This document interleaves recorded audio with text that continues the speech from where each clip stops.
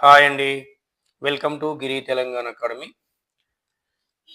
ఢిల్లీని పరిపాలించినటువంటి సుల్తాన్‌లల్లా మొదటివారు బానిస వంశం. ఈ బానిస వంశాన్ని స్థాపించినటువంటి వ్యక్తి కుతుబుద్దీన్ ఐబక్. ఈ కుతుబుద్దీన్ ఐబక్ అనంతరం అతని కుమారుడైనటువంటి ఆరం షా ఢిల్లీ సింహాసనాన్ని అధిష్ఠించాడు. కానీ ఇతడు అసమర్థుడు కావడం వల్ల కుతుబుద్దీన్ యొక్క అల్లుడైనటువంటి ఇల్టుట్మిసు ఆరం షాను తొలగించి సింహాసనాన్ని అధిష్ఠించడం అనేది జరిగింది.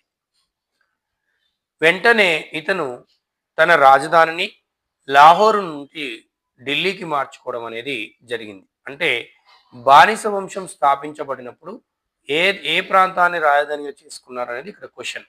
లాహోర్ని రాజధానిగా చేసుకొని పాలన చేశారు. కానీ లాహోర్ నుంచి తన రాజధానిని ఢిల్లీకి మార్చుకున్నటువంటి సుల్తాన్ ఎవరు?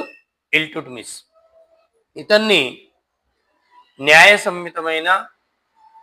తొలి న్యాయ పరిపాలన అందించినటువంటి తొలి ఢిల్లీ సుల్తాన్గా చెప్తారు ఎవరినంటే ఇల్టుట్మిస్ని. ఇతను ఖలీఫా నుంచి మన్సూర్ని కూడా పొందడం అనేది జరిగింది. ఇల్టుట్మిస్ ఇల్టుట్మిసు టంకా అనేటటువంటి వెండి నాణాలను, జితాల్ అనేటటువంటి రాగి నాణాలను కూడా ప్రవేశపెట్టినాడు. ఒక టంకా ఈజ్ ఈక్వల్ టు 48 జితాల్. ఇతను మంచి పరిపాలన అందించడం అనేది కూడా జరిగింది.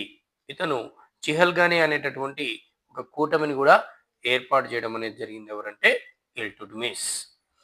ఇలా మరిన్ని వీడియోల కోసం మా ఛానల్ని లైక్ చేయండి, సబ్స్క్రైబ్ చేయండి, మీ దగ్గర వారికి షేర్ చేయండి.